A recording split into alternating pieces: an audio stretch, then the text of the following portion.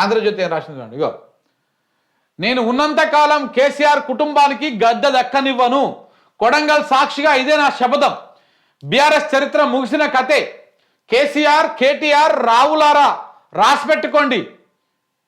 మరి అట్లనే రెడ్డిలారా రాసి పెట్టుకోండి. ఉత్తమ్ కుమార్ రెడ్డి, కోమటిరెడ్డి వెంకటరెడ్డి, రాజగోపాల్ రెడ్డి, అలాగనే ఇంకో రెడ్డి అది మన రేవంత్ రెడ్డి, కొండల్ రెడ్డి, తిరుపతి రెడ్డి, మల్లారెడ్డి, ఆ రెడ్డి, దాదాపు 40 మంది ఉన్నారుగా రెడ్లు.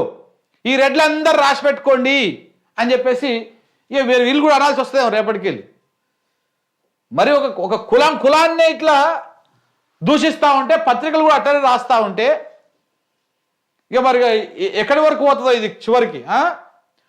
2029లో 3వ వంతు సీట్లతో మళ్ళీ కాంగ్రెస్సే.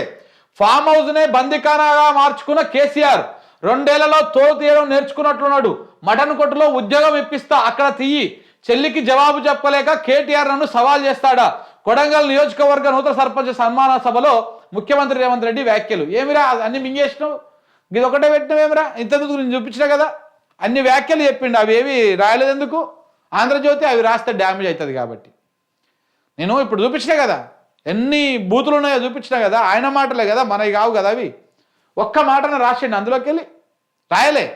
అంటే సెలెక్టెడ్గా తీసుకొని ఏం డ్యామేజ్ కాకుండా చాలా పద్ధతిగా ఉన్నటువంటి వార్తని వడ్డీ వారుస్తారనమాట. ఇది ఆంధ్రజ్యోతిలో వచ్చినటువంటి కథనం. ఇక వెలుగు పత్రికలో ఇగో, తోలు తీస్తావా శీర్ష్ ఇంత గడతాం, నేను రాజకీయాల్లో ఉన్నంత వరకు నిన్ను నీ పార్టీని అధికారంలోకి రానివ్వా, ఇదే నా శపథం. కేసీఆర్కు సీఎం రేవంత్ రెడ్డి హెచ్చరిక. దేనిపైనైనా అసెంబ్లీలో చర్చకు సిద్ధం, దమ్ముంటే రా. ఫ్యూచర్ సిటీ కడదామంటే తొక్క తోలు అంటావా? ఏముంది ఫ్యూచర్ సిటీ కడతావు, దేనికి కడుతున్నావు ఫ్యూచర్ సిటీ, ఎవడు ఫ్యూచర్ కోసం కడుతున్నావు అని అడుగుతున్నాడు ఆయన. మేము మాట్లాడితే నడుముకు రాయి కట్టుకొని మల్లన్న సాగర్లో దుంకి చచ్చిపోతావు. ఎవడైనా ఇంటి అల్లుడి ఫోన్ ట్యాప్ చేస్తాడా? సిగ్గుండాలి. మరి మీరు మంత్రుల ఫోన్లో ట్యాప్ చేసిరు కదా, ఎట్లా దొరికింది కథ? హిల్ట్ పాలసీ వ్యవహారం అయిపోయిన తర్వాత అది బయటకు వచ్చినాక నెక్స్ట్ డే రోజు మంత్రుల ఫోన్లు అన్నీ ట్యాప్ అయినాయి, హ్యాక్ అయినాయి, ట్యాప్ కాదు. ఎట్లయినాయి అంటే మనం ఏం ఆరోపణలు చేస్తున్నామో గదే చేస్తూ ఉన్నాం.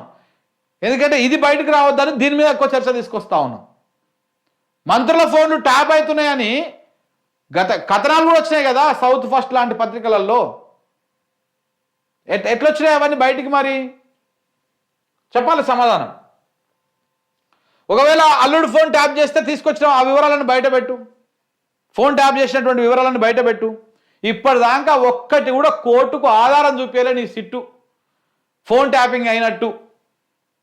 అంత డంబాచారం పత్రికల్లో రాసుకున్నటువంటి ఊకూడుదంపు వార్తలు అంతే తప్ప కదా. ఏది కోర్టుకు ఒక్కసారైనా చూపించాలి కదా, కోర్టుకు వీళ్ళు పలానా చోట్ల పలానా ఫోన్లు ట్యాప్ చేసిరు అని చూపించాలి కదా. ఒక్కటి కూడా చూపించలే. మరి ఇప్పటిదాకా ఎందుకు చూపించాలి?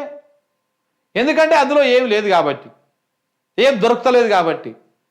ప్రతి ప్రభుత్వం చేసేది అదే కాబట్టి, ఇంటెలిజెన్స్ వ్యవస్థ ఉన్నది దానికోసం కాబట్టి. కేటీఆర్ నీ స్థాయి ఎంత, ఎక్కువ మాట్లాడితే లాగో తొండలు ఇడుస్తాం. ఈ 2029లోనూ రాష్ట్రంలో వచ్చేది కాంగ్రెస్ ప్రభుత్వం ధీమా. వచ్చే అకాడమిక్ ఇయర్ నుంచి అన్ని సర్కారు స్కూళ్ళలో బ్రేక్ఫాస్ట్, మిడ్ డే మీల్స్ అమలు చేస్తామని ప్రకటన. కేసీఆర్ పెట్టిండు బ్రేక్ఫాస్ట్, మీరు రాగానే దాన్ని బంద్ చేసిర్రు, మళ్ళీ ప్రారంభిస్తా అని చెప్తున్నారు. బ్రేక్ఫాస్ట్ ఇవన్నీ కాదు, ముందు మీరు ఇప్పుడు పిల్లలకు పెడుతున్నటువంటి గురుకులాల్లో నాణ్యమైనటువంటి ఫుడ్ పెట్టండి. రకరకాల ఫుడ్ పాయిజన్లు అయ్యి పాపం పిల్లలు చచ్చిపోతూ ఉన్నారు. స్కూల్లో హైదరాబాద్ దగ్గర స్కూల్లో ఓ పిల్లగాడు తప్పిపోయిందంట. ఇప్పటిదాకా దిక్కు దివాన్ లేదు, కనీసం నీ పోలీసులు పట్టించుకుంటలేరు. ఇక చెప్తావు నువ్వు ఇన్ని ముచ్చట్లు చెప్పావంటే. పిల్లల ఫీజులు ఏదేదో ఫీజుల నియంత్రణ మీద ఇది చేస్తున్నాం అది చేస్తున్నాం బొచ్చుడు మాటలు మాట్లాడుతుంది కదా, ఎటుపోయినాయి? విద్యాశాఖ నీ దగ్గరనే ఉన్నది, 2 ఏళ్ళు అవుతున్నది, ఏం కట్టగట్టావు దాని మీద? ఏది ఫీజుల నియంత్రణ ఎక్కడున్నది? ఒక సాధారణ కుటుంబం ప్రైవేట్ స్కూల్లో చదివించుకోవాలంటే ₹1,00,000 ఫీజు అడుగుతున్నారు. ₹1,00,000 ఒక పిల్లగానికంటే ఓ 2 పిల్లలు ఉంటే 2 లక్షలు అయిపోతున్నాయి. ఎంత కష్టం చేస్తే 2 లక్షలు రావాలి ఆ కుటుంబానికి? రోజుకు వచ్చేటువంటి 500, ₹1,000తోని ₹1,00,000 అయితే వాళ్ళ అన్ని ఖర్చులు పోను పిల్లల ఫీజులకి. మరి ఏది? మొత్తం ప్రక్షాళన చేసేస్తా ఆయన ఎవరు తీసుకొస్తే కాదు, అక్కనూరు ముర్లా తొక్కనూరు ముర్లా ఎక్కడ పోయింది ఆ తోక ఎడ వండుకుంది, ఎడ కనపడతలేదు. ఇది వెలుగు రాసినటువంటి వార్త. ఇక దిశ కూడా రాసింది ఒక వార్త రేవంత్ రెడ్డి గారి మీద. ఏమని?